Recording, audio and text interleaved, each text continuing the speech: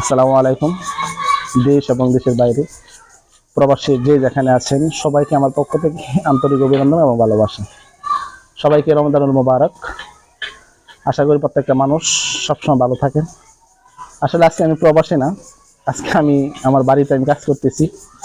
আর নিজের কাজ নিজে করাটাই আমি অনেক ভালো মনে করি। আর আমি বিদেশ থেকে আসছি, এরকম কোনো গেট আপ নিয়ে আমি চলি না, আমি সাধারণ মানুষের মতো চলি।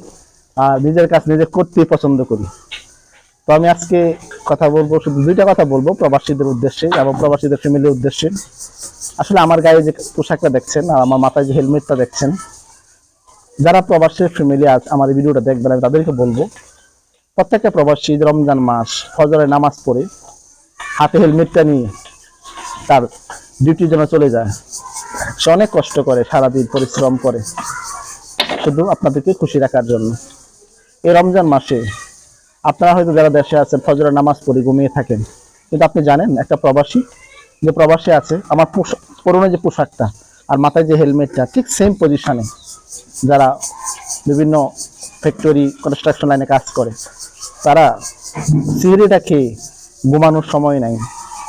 গাড়ি চলে গেলে এই দিনের ডিউটি অ্যাবসেন্ট দিবে, এই ভয়ে আপনাদেরকে খুশি রাখার জন্য ঠিক এই সেম পজিশনে আমার সেম পোশাক যেভাবে পরে আছি এভাবে চলে যায় শুধু আপনাদের খুশি রাখার জন্য। কিন্তু দুঃখের বিষয় কি জানেন, সেই প্রবাসীরা আজকে কত কষ্ট, কত লাঞ্ছনার শিকার হচ্ছে। না ফ্যামিলি থেকে ভালো, না কারো আত্মীয় স্বজনের কাছে ভালো, না কোনো জায়গায় ভালো। একটা প্রবাসী আপনাদেরকে খুশি রাখার জন্য অনেক কিছু করে।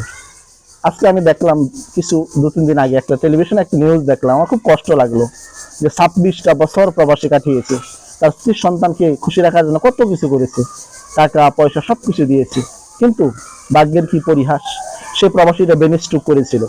স্ট্রোক করার পরে সে একটা প্যারালাইসিস হয়ে যায়, একটা অঙ্গ তার অবশ হয়ে গেছে। বাংলাদেশে এয়ারপোর্টে আসার পরে তারা ফ্যামিলিকে কল দেওয়ার পরে তারা ফ্যামিলির সিধা বলেছে যে এই লোককে আমরা নিতে পারবো না, আমাদের সময় নাই। এই 26 বছর কামানোর পরে সেই প্রবাসীরা এখন বৃদ্ধাশ্রমে আশ্রয় নিচ্ছে। কষ্ট হয়, এই জাতি কিভাবে এরকম নিষ্ঠুর হয়। এক প্রবাসী ফ্যামিলি যারা আছেন, আমি বলবো আপনাদের সুখের জন্য কত কষ্ট করে। আর আপনারা আজকে সেই প্রবাসীর একটা ঠ্যাং আসল হয়ে গেছে, ব্রেন স্ট্রোক করছে, প্যারালাইসিস করেছে, এই জন্য তাকে বৃদ্ধাশ্রমে যেতে হয়। এই কষ্ট মেনে নেওয়া যায় না। আমি দেখি আমার খুব কষ্ট লাগলো আজকে, সেই জন্য আমি সেই দেশের পোশাকটা পরে বিদেশে যেভাবে কাজ করে প্রবাসীরা ভিডিওটা করলাম শুধু এই জন্য। আসলে আমি নিজের কাজ নিজে করি, আমার বাউন্ডারির ভিতরে, আমার গেটের ভিতরে আমি কাজ ছিল, আমি নিজেই করতেছি একটা আমার এক বাগিনার সাথে নিয়ে। তো আমি একটা কথা বলবো, যারা প্রবাসী আছেন, যা প্রবাসী ফ্যামিলি যারা দেশে আছেন, আপনাদেরকে খুশি রাখার জন্য এরা অনেক কিছু করে। কিন্তু একটা বিষয় কি দেখেন, এই প্রবাসী সবাই একরকম বেতন পায় না। কেউ 10,000 টাকা রাখতে পারে না, কেউ 20,000 টাকা, কেউ 1 লক্ষ, কেউ 1.5 লক্ষ। এটা যার যার ভাগ্য, কোম্পানির উপর ডিপেন্ড করে। তো এরপরেও আপনাদেরকে সুখে রাখার জন্য তারা অনেক কিছু করে, অনেক শ্রম দেয়। আমি বলবো আপনাদের যারা ফ্যামিলি আছেন দেশে, এরকম কিছু কথা বলবেন না। যারা প্রবাসী তার বিভিন্ন সময়ে কষ্টের শিকার হয় এবং বিভিন্ন সময় সে, অনেক প্রবাসী আমি দেখেছি আজকাল অনেকে আত্মহত্যার পথ বেছে নেয়। কিন্তু আপনি জানেন আপনাদের জন্য কত কষ্ট করে সেই প্রবাসী, অনেক কিছু করে। সবার বেতন একরকম না। অনেকে দেখেন 3 মাস 4 মাস বেতন দেয় না, অনেকে দেখেন 5 মাস কোম্পানি বেতন দেয় না। অনেকে কোম্পানি অনেক ভালো, মাস গেলে বেতন দিয়ে দেয়, কোনো সমস্যা না, সে বাড়িতে টাকা দিচ্ছে, আপনারা সবাই হ্যাপি।